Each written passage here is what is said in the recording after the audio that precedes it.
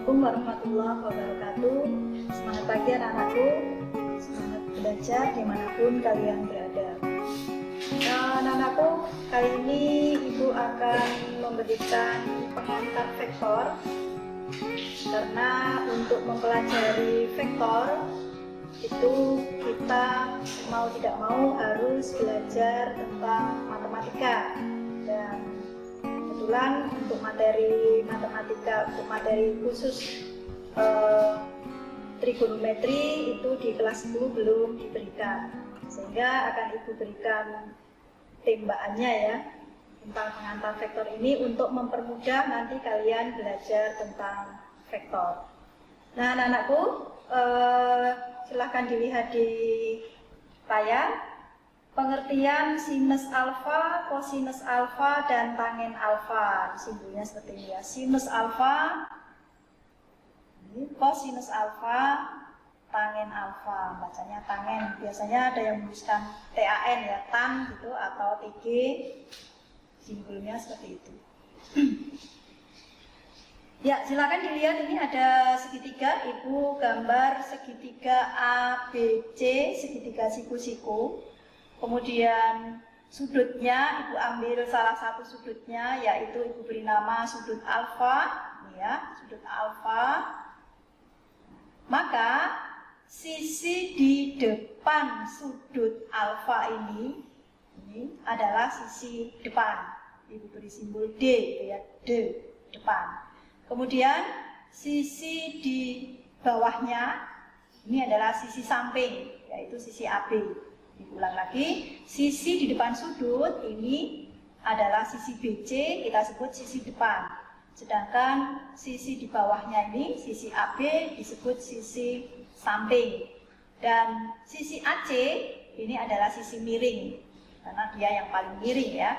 Nah, ini segitiga siku-siku ABC. Nah, sinus itu yang seperti apa? Ya? Sinus alfa bisa kita cari dari perbandingan sisi depan dibanding dengan sisi miring. Sisi depan dibagi sisi miring. Biasanya orang menuliskan gini, demi, gitu kan? Depan per miring. Ya, kalau di gambar ini nampak bahwa nama sisinya adalah BC per AC. Ya, boleh kalian tulis BC per AC juga silahkan. Oke ya. Kemudian kosinus alfa. Cos alfa. Cos alfa perbandingan antara sisi samping yaitu AB dengan sisi miring yaitu AC. Jadi sisi samping sa per mi. Nah, sami ya. Samping per miring. Dan tangen alfa, ya, jadi tadi pengertian sinus, kosinus, dan yang ketiga adalah tangen alfa. Tan, ya, tangen alfa sisi depan dibanding dengan sisi samping, bisa ya, depan per samping. Nah, seperti itu. Nah, dari perbandingan ini kita bisa mencari panjang salah satu sisi yang ada di segitiga ABC ini. Artinya kalau diketahui salah satu sudutnya pada segitiga ABC ini, misalnya tadi adalah sudut alfa gitu ya, kemudian kita bisa mencari berapa panjang sisi depannya kalau sudutnya diketahui dan salah satu sisi yang lain juga diketahui. Ya, berapa panjang sisi BC, berapa panjang sisi AB, berapa panjang sisi AC bisa diketahui apabila sudutnya diketahui ya, dan ada sisi yang lain yang juga diketahui panjangnya. Jadi misalnya nih, kita mau mencari panjang sisi depan. Sisi depan ya, sama dengan ini, depan sama dengan sisi miring dikalikan sinus alfa, ya kan? Miringnya dibawa ke sana, ya kan? Jadi miring kali sinus alfa. Berapa panjang sisi samping? Sisi samping sama dengan, nah ini sisi sampingnya berapa? Yang ini kan yang ditanyakan. Nah, maka sama dengan ini, miring dikalikan cos alfa. Sisi miring dikalikan cos alfa. Nah, kemudian kalau menggunakan tangen bagaimana? Bisa nggak? Bisa. Ya, misalnya aja kita mau mencari sisi depan, ya, depan sama dengan samping kali tangen alfa, gitu kan? Tangen alfa, ya. Atau bisa juga mencari panjang sisi samping dengan menggunakan tangen, bisa nggak? Bisa. Ya, kalau kalian pengen mencari sisi samping dengan menggunakan tangen, berarti samping sama dengan depan per tangen alfa, ya. Tapi biasanya bentuk-bentuk yang mudah untuk dipelajari itu adalah bentuk-bentuk yang seperti ini. Ya, misalnya mau mencari sisi depan kita gunakan sinus. Ya. Kalau mau mencari sisi samping kita gunakan kosinus. Itu yang paling mudah. Nah, untuk mencari sudut alfa, ya, mencari sudut alfa itu kalau nanti sisi depan dan sisi sampingnya diketahui, berarti nanti kita tinggal membagi panjangnya sisi depan dibagi dengan panjangnya sisi samping. Oke, kita coba praktekkan ke segitiga istimewa, ya, segitiga siku-siku yang bersudut istimewa. Silakan kalian lihat di layar nih, ya. Saya punya 3 segitiga siku-siku yang mempunyai perbandingan sisi istimewa. Segitiga pertama adalah segitiga siku-siku dengan sudut ini 60 derajat dan 30 derajat.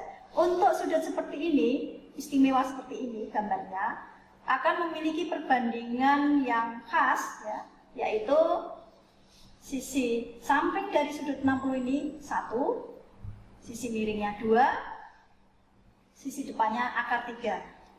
1, 2, akar 3. Nah, ini perlu diingat terus nih, ya.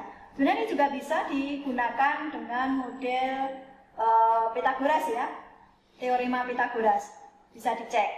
Pada teorema Pythagoras, X kuadrat, gitu ya, plus Y kuadrat sama dengan R kuadrat, gitu kan? Kalau sisi samping kita beri nama X misalnya, sisi depannya kita beri nama Y misalnya, ya. Misalnya ini saya beri nama sisi X, yang ini sisi Y. Ya, lalu sisi sampingnya saya beri nama, sisi miringnya saya beri nama R misalnya. Maka kan berlaku X kuadrat kita plus Y kuadrat sama dengan R kuadrat, itu kan? Nah, maka boleh dilihat ini X-nya 1, berarti 1 kuadrat ditambah akar 3 dikuadratkan. Akar 3 dikuadratkan 3, tambah 1, 4 kan? Berarti R kuadratnya ya 4, maka R-nya itu 2, ya kan? 1 kuadrat ditambah akar 3 dikuadratkan, hasilnya adalah 4. Maka R-nya ini akar 4, yaitu 2. Demikian juga untuk segitiga yang lain, ya. Nanti ada perbandingan yang bisa dicek kebenarannya. Jadi perbandingan sisi-sisinya ini bisa dicek kebenarannya dengan menggunakan teorema Pythagoras. Baik, kita lihat sinus 60 derajat. Ya. Sinus 60 derajat. Tadi untuk sinus perbandingannya adalah demi, ya. Sinus itu demi, depan per miring. Nah, kita lihat depannya sudut 60 derajat itu akar 3. Kan? Nah, tulis akar 3 per miring. Miringnya 2. Atau sering orang menuliskannya dengan setengah akar 3. Gitu. Ya. Yang lain nih, bagaimana kalau sinus 30 derajat? Kita lihat sinus 30 derajat. Sudutnya yang ini kan, 30 derajat. Depan per miring. Depannya 30 derajat ini, depannya kan 1. Kan? 1. Per miring, miringnya 2. Jadi sinus 30 derajat, miringnya setengah. Oke ya? Silahkan nanti kalian cari sendiri berapakah kosinus 60 derajat, berapa cos 30 derajat, tangen 60 derajat, tangen 30 derajat. Oke ya? Silahkan dicari dengan cara melihat nih penjelasan tentang perbandingan sisi pada pencarian nilai sinus, kosinus, dan tangen. Baik, kita lanjut ke gambar yang kedua. Ya, gambar yang kedua ini adalah segitiga siku-siku dengan perbandingan sisi 3, 4, 5. Perbandingan sisi ini terjadi apabila sudutnya adalah, sudutnya ini 53 derajat, yang ini 37 derajat. Jumlah sudut dalam segitiga masih ingat ya? 180 derajat. Jadi kalau ini 90, ini 53, berarti kan ini sisanya 37 derajat. Gitu ya. Nah, yuk kita cari berapa nilai kosinusnya ya. Kalau tadi contoh ini sudah sin tadi ya, sekarang kita cari cosnya. Cos 53 derajat. Yuk. Kosinus itu sisi perbandingan sisinya adalah sami. Samping per miring, maka sampingnya sudut 53 derajat ini 3 kan? 3 per miringnya 5 ya, berarti 3 per 5 ya. Nah, bagaimana kalau cos ya, cos 53 cos 37 cos 37 derajat. Nah, ini sudutnya yang ini 37 derajat. Sama, samping per miring, cuma sampingnya sudut 37 derajat itu bukan 3. Kalau 3 kan depannya sudut 37 ya. Nah, sampingnya sudut 37 derajat adalah 4. Sisi yang panjangnya 4. 4 per 5 miringnya. Gitu ya. Kita coba cari tangennya. Tangen 53 derajat.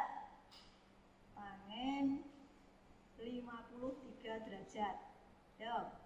Tangen desa, depan per samping. Nah, kita lihat depannya sudut 53 derajat adalah 4 ya. 4 per sampingnya 3. 4 per 3. Oke. Bagaimana kalau tangen 37 derajat?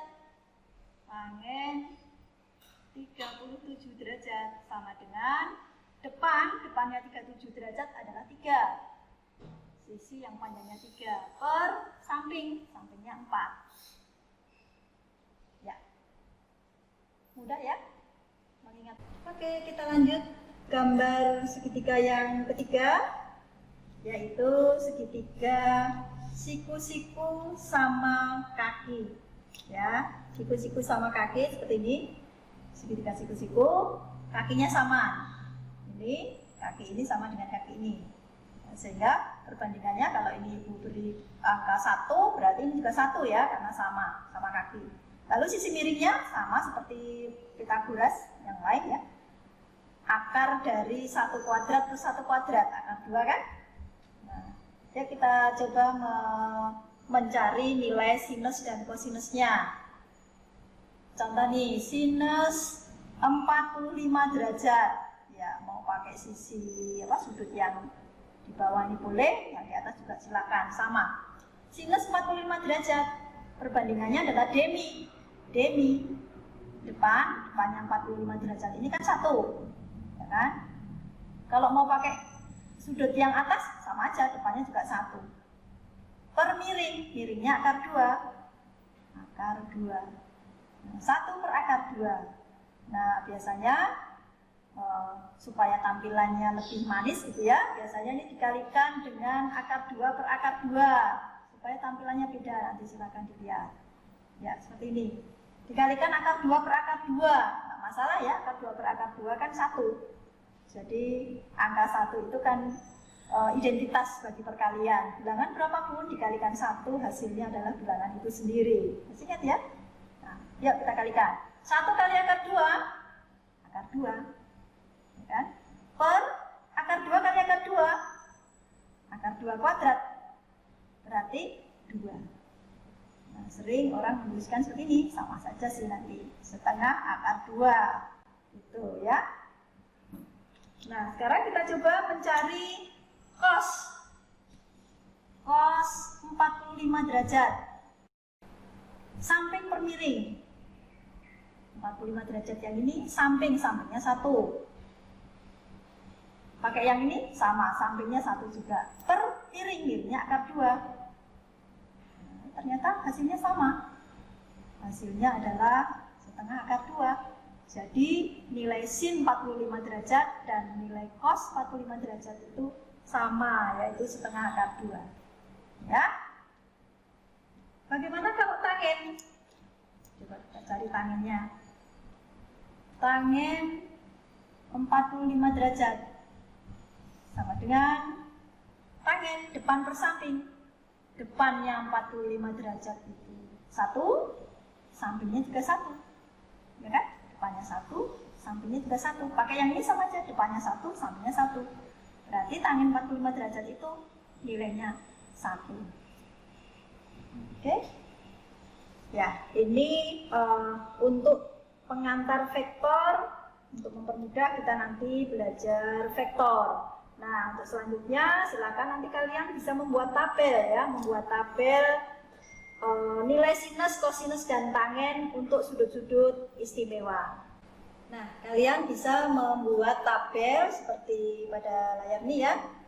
Tabel nilai dari sinus, kosinus, dan tangen. Caranya silahkan dilihat ini sudutnya ya. Kemudian ini sudutnya, sudut-sudut istimewa yang ada di sini 30, 45, 60, 37, 53, 0, 90, 180, 270, 360.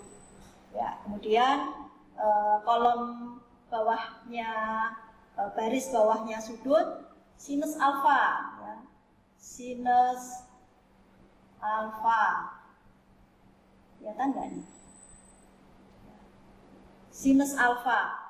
Kemudian bawahnya adalah cos alfa, lalu bawahnya lagi tangen alfa, ya.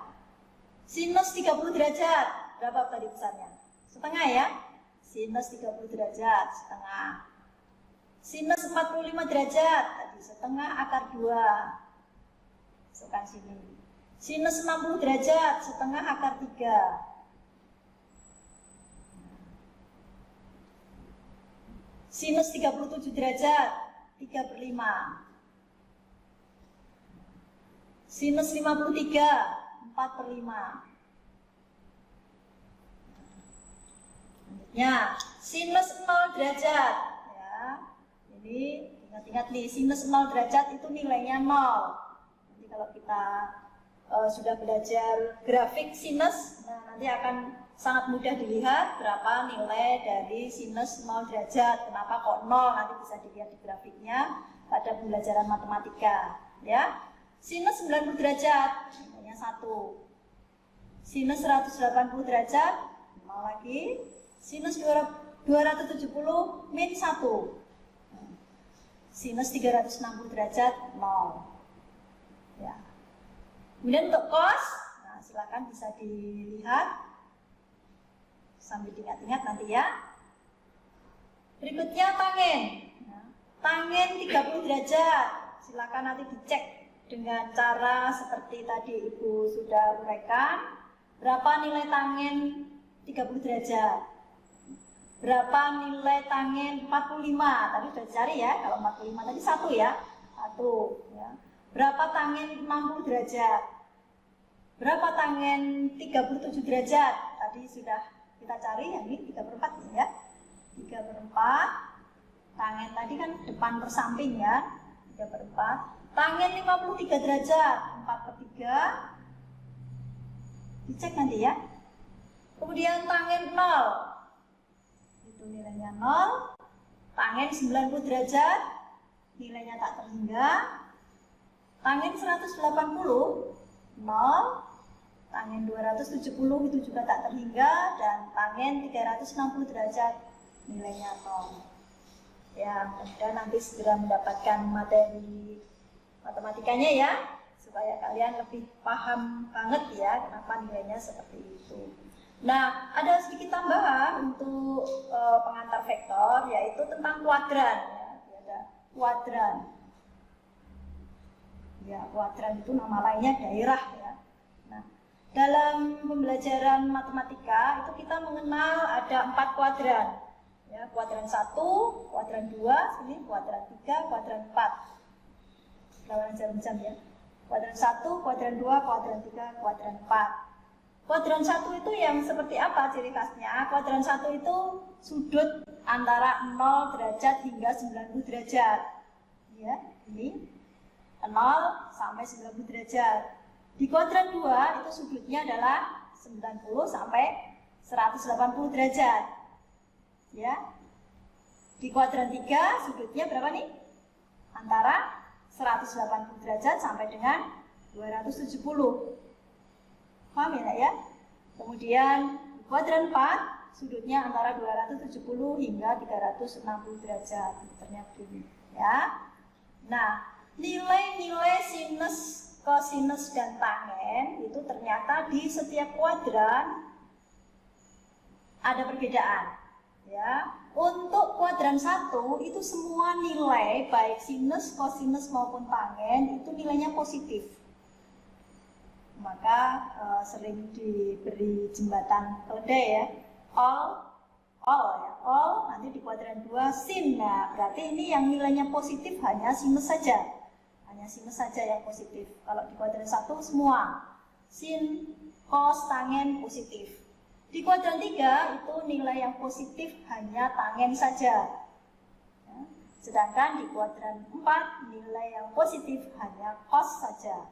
Nah, pengertian kuadran ini nanti berkaitan dengan pembelajaran vektor. Karena kadang-kadang dalam vektor itu penjumlahan vektor misalnya itu sudut-sudutnya atau vektor-vektornya terletak tidak hanya di kuadran 1, tapi bisa jadi letaknya di kuadran 1, vektor yang kedua di kuadran 2, misalnya vektor yang ketiga di kuadran 3, vektor yang keempat di kuadran 4. Nah, maka kita harus ngerti nanti nilainya sin cosnya itu positif atau negatif.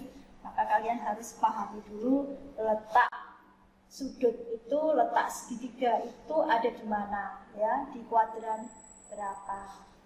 Oke anak-anakku, untuk teorinya, pengantar vektornya hanya ini. Nanti kita lanjut berikutnya adalah contoh soal untuk vektor ya. Nanti kita terapkan materi ini tadi, pengantar vektornya, untuk mengerjakan soal-soal tentang vektor. Baik, kita lihat contoh soal yang pertama. Sebuah vektor panjangnya 20 cm membentuk sudut 30 derajat terhadap sumbu X positif seperti pada gambar ya. Ini vektor panjangnya 20 cm membentuk sudut 30 derajat terhadap sumbu X positif ini. Ya. Pertanyaannya, tentukan komponen vektor A searah sumbu X dan searah sumbu Y. Apa yang harus kita lakukan? Nah, biasanya kalau dalam soal hanya ditunjukkan gambar di sumbu Y, sumbu X, terus vektornya ini, itu aja. Ya. Tapi ini sudah Ibu gambarkan duluan ya, bagaimana cara mencari vektor yang searah sumbu X. Berarti kita harus tarik nih ya, garis tegak lurus sumbu X sampai memotong sumbu X. Maka ketemulah itu komponen vektor yang searah sumbu X, yaitu yang ini. Dan Ibu beri nama AX. Ya. Kalau ini vektor A, ini ya, vektor A itu ini. AX. Lalu komponen vektor yang searah sumbu Y, caranya bagaimana? Kita tarik garis tegak lurus dari ujung vektor A, tik-tik-tik-tik, sampai memotong sumbu Y, ya. Maka vektor komponen vektor yang searah sumbunya itu yang ini. Ini. Nah, jadi vektor A ini sekarang menjadi dua, yaitu vektor AX dan AY, di mana vektor AX dan AY ini kita sebut sebagai komponen vektor A. Ya, seperti itu. Nah, sekarang kita cari berapa besar atau berapa panjang atau berapa nilai dari vektor AX, ya. Nilai AX. Silakan kamu lihat nih, kalau kita mau mencari AX ini, maka yang kita lihat adalah segitiga ini. Ini, perhatikan ya, ini. Kan, segitiga, ulang, segitiga ini. Ini sebenarnya kan segitiga siku-siku ini ya. Nah, berarti AX itu berada di sebelah mana dari sudut 30 derajat? Betul ya, sudut 30 derajat di sini, maka AX itu adalah sisi samping. Sedangkan sisi depannya 30 derajat kan ini. Ini kan? Ini sisi depannya. Ini depan sama dengan ini kan? Berarti kan AY ini depan. Lalu AX ini adalah sampingnya. Ini adalah samping dari sudut 30 derajat.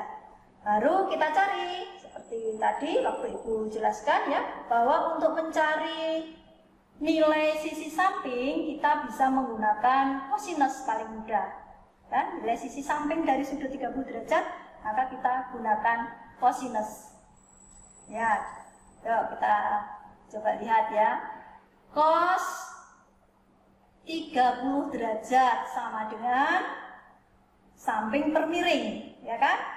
Samping per miring. Nah, sampingnya itu tidak lain adalah AX, ya kan? Maka ini saya tulis AX per miring. Miringnya berapa? Ini 20 cm. 20. Jadi AX sama dengan tolak sana 20-nya, ya. Tolak sana, maka 20 kali cos 30 derajat. Itu. Nah, kita lihat berapa nilainya. 20 cos 30 derajat berapa? Tuh, setengah akar 3. 20 kali setengah 10 ya, 10 akar 3. Jadi AX nilainya adalah 10 akar 3 cm. Ya, satuannya cm. Paham ya? Sekarang kita cari komponen vektor yang sejajar sumbu Y, ya, AY. Jadi kalau AX itu untuk yang paling gampang adalah dengan menggunakan cos, maka untuk sisi depan yang paling mudah adalah menggunakan sinus. Ya, kita cek sinus 30 derajat sama dengan depan per miring. Ini ya, depan per miring. Depannya itu siapa? Ya, depannya ini kan AY kan? Depannya ini adalah AY. AY yang akan kita cari itu. Miringnya 20 cm. 20. Jadi sinus 30 sama dengan AY per 20. Maka AY sama dengan sana 20 kali sin 30 derajat. 20 nilai sinus 30 adalah setengah. Maka AY panjangnya besarnya adalah 10 cm. Oke? Ketemu. Sehingga kita lihat ternyata besar dari vektor komponen vektor yang searah sumbu X atau kita beri nama AX itu 10 akar 3 cm, sedangkan yang ke arah sumbu Y nilainya 10 cm. Baik, kita lanjut ke contoh soal yang kedua. Baik, ini soal yang nomor 2 ya. Contoh soal nomor 2 yaitu tentang penjumlahan vektor. Lebih dari 2 vektor ya yang dijumlahkan, dan kita lihat bentuk atau sudutnya berbeda-beda. Ya. Terletak pada sumbu X dan Y, berarti vektor di dalam bidang gitu ya. Vektor yang pertama F1 nilainya 10 Newton ya. Kemudian vektor F2 itu nilainya 30 Newton. Ini F2-nya 30 Newton, F1-nya 10, F2-nya 30, F3 20 Newton. Gitu. Arah ketiga vektor ditunjukkan seperti pada gambar. Ini arahnya untuk F1 membentuk sudut 37 derajat terhadap sumbu X positif, F2 membentuk sudut 53 derajat terhadap sumbu X negatif, ya, X negatif diperhatikan. Kemudian F3 membentuk sudut 37 derajat terhadap sumbu Y negatif, ya. Nah, tentukan resultan ketiga vektor itu. Resultan ketiga vektor nilai atau besar dan arahnya. Oke. Untuk mempermudah, kalian bisa membuat atau menyelesaikan soal ini dengan menggunakan membuat tabel dulu, ya. Menggunakan tabel seperti ini, kamu isikan kolomnya, kolom F, Fx dan Fy. Kenapa? Karena vektor-vektor yang kita jumlahkan ini membentuk sudutnya beda-beda, tidak searah, ya. Sehingga perlu untuk mempermudah kita buat komponen-komponennya. Semua vektor-vektor ini, F1, F2, dan F3, kita cari komponen-komponen yang searah sumbu X dan yang searah sumbu Y. Sehingga nanti kita tinggal menjumlahkan yang berada di sumbu X itu berapa, yang berada di sumbu Y itu berapa. Baru nanti kita bisa menjumlahkan resultan dari vektor yang searah sumbu X dan yang searah sumbu Y. Gitu ya. Mari kita analisis satu persatu. F1. Ganti spidol dulu. F1 berapa nilainya? 10 Newton, ya. 10 Newton. Nah, Fx, ya. Kita uraikan dulu kalau gitu. F1-nya, ya. F1 10 Newton. Maka yang ke arah sumbu X itu ini, ya kan? Ibu beri nama F1X, ya. Lalu ke arah sumbu Y, kita buat pertolongan garis yang tegak lurus sumbu Y, gitu ya. Maka ini vektornya. Ini komponen vektor F1 yang ke arah sumbu Y. Kita beri nama F1Y. Ya. Berikutnya yang F2. F2 kita uraikan ke arah sumbu X. Ini. Maka inilah F2X. Ya. Dan yang ke arah sumbu Y ini F2Y. Oke, ya.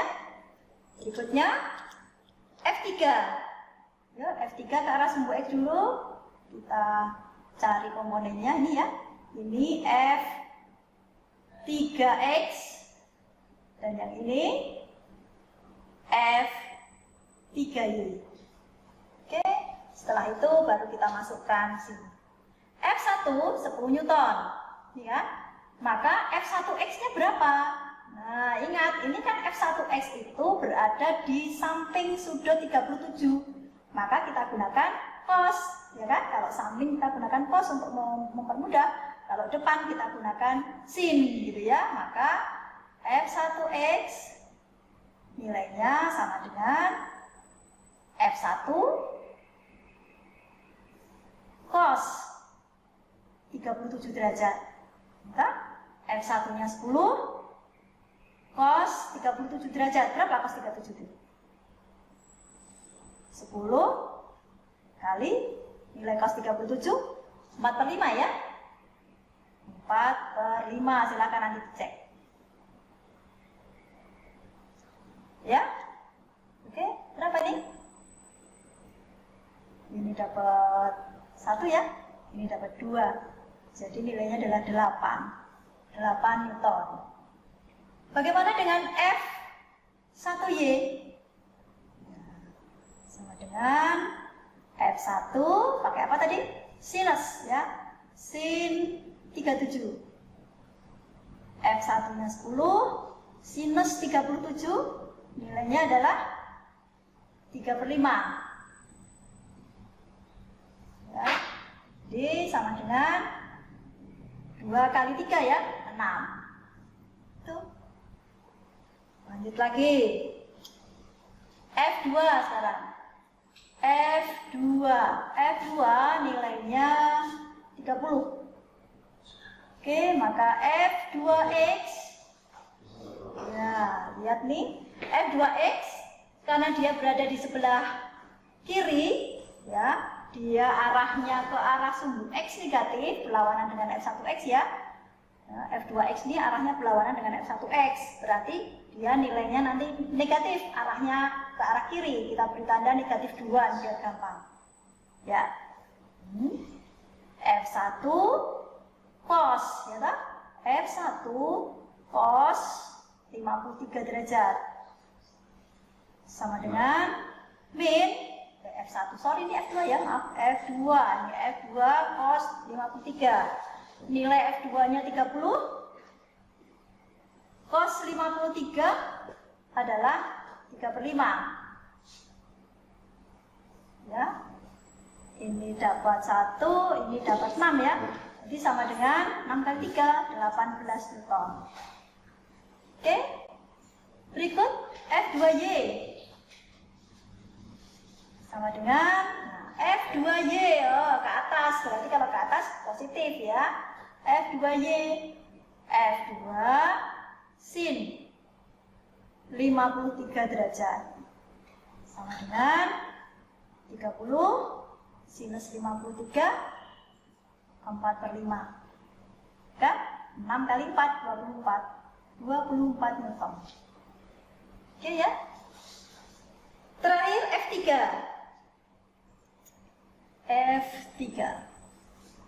F3 nilainya adalah 20 Newton.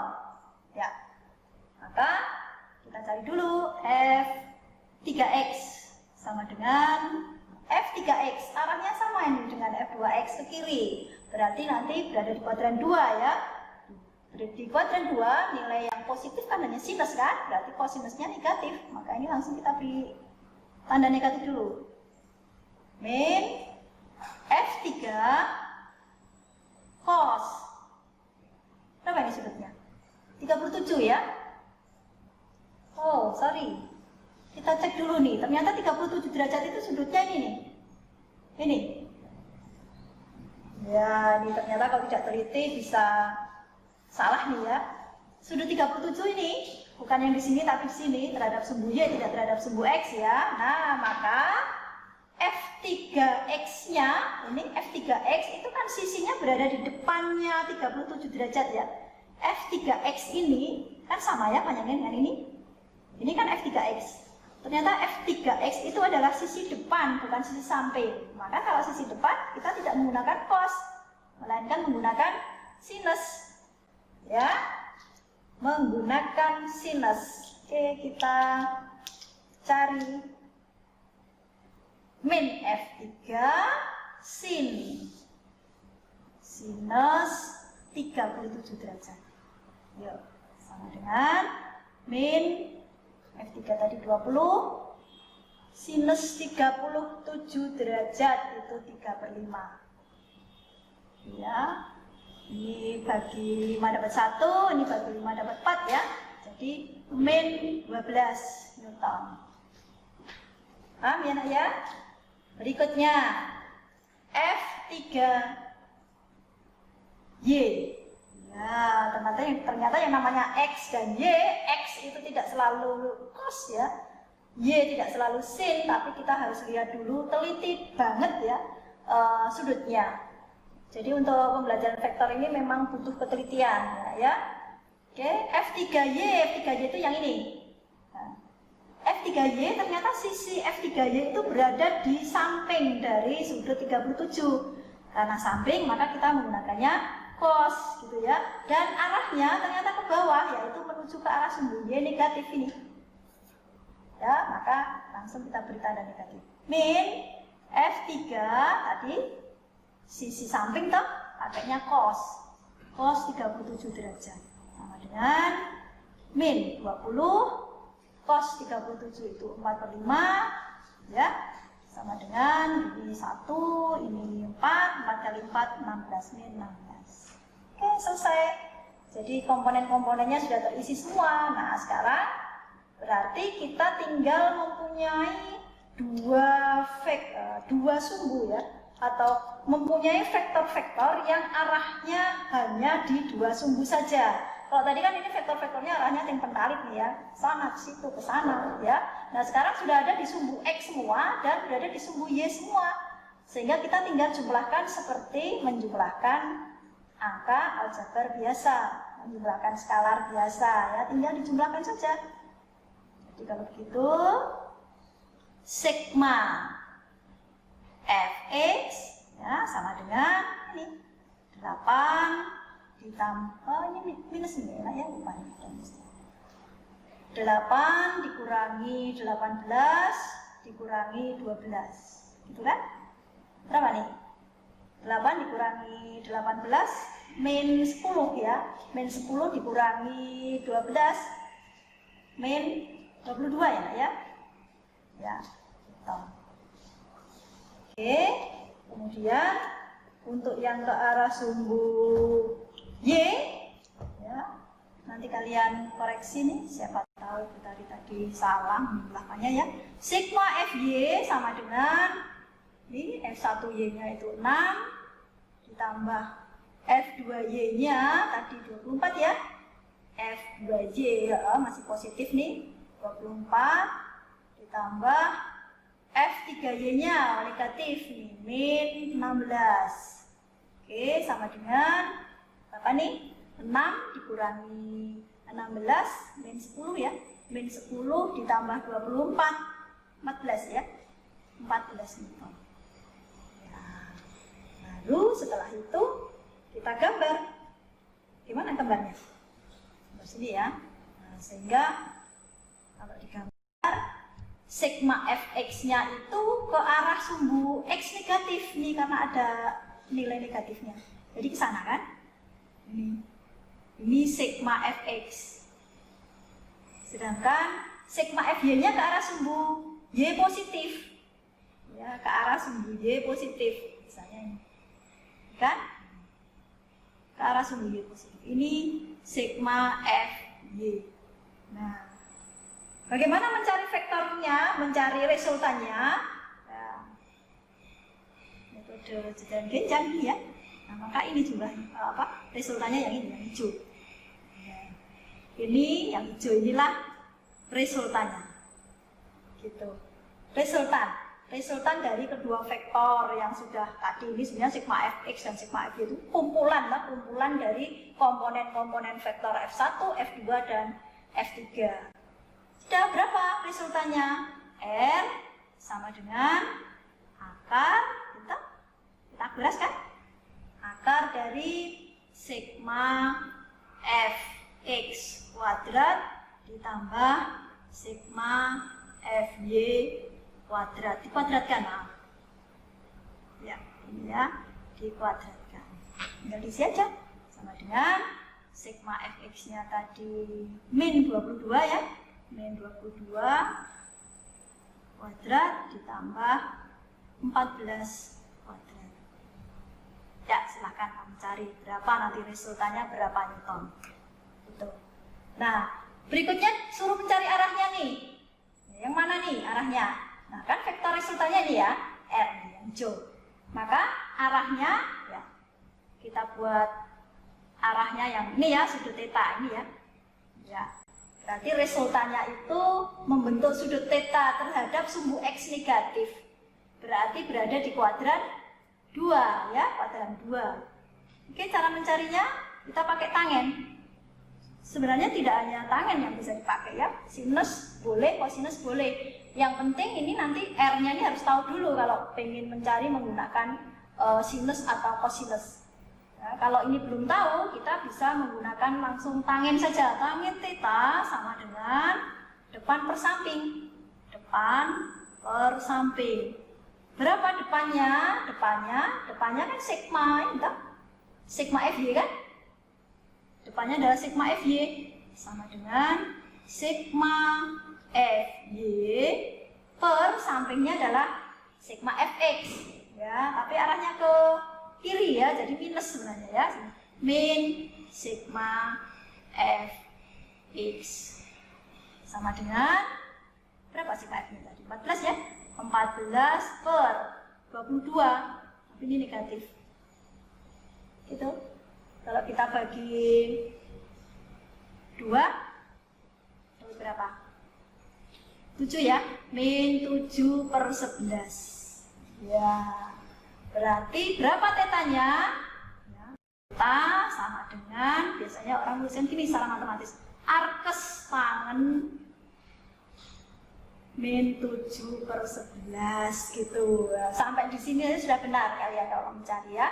Tapi kalau ingin mengetahui banget ini tetanya itu sebenarnya berapa sih sudutnya ini, nah itu kalian bisa menggunakan tabel ya, ada tabel daftar log kalau tidak salah itu namanya, atau boleh menggunakan kalkulator ya, dengan bantuan kalkulator untuk mencari arkes tangen min 7 per 11 itu berapa sudutnya gitu. Nah tentu saja ngitung sudutnya itu, karena kan ini gambarnya dari sudut theta itu dari sumbu X negatif ya, maka nanti menghitung sudutnya itu dari X positif, biasanya dari sini sumbu X positif, maka nanti sudutnya yang ini nih, dari sini ke sini ya, sudutnya itu ya, paham ya ya. Coba nanti sambil menekuni atau memperdalam pembelajaran matematikanya ya, supaya lebih mudah dalam membahas vektor ini. Ya baik anak-anakku, mungkin untuk pembelajaran penjumlahan dan pengurangan vektor, latihan soalnya Ibu cukupkan sampai 2 soal ini dulu. Silahkan nanti kalian berlatih terus, jangan sampai menyerah ya, harus telaten, karena kunci dari mempelajari fisika itu, terutama untuk pembelajaran vektor seperti ini, itu harus telaten. Tidak sulit tapi memang harus telaten, tidak boleh malas. Baik anak-anakku, sekian dulu dari Ibu, mudah-mudahan bermanfaat. Assalamualaikum warahmatullahi wabarakatuh.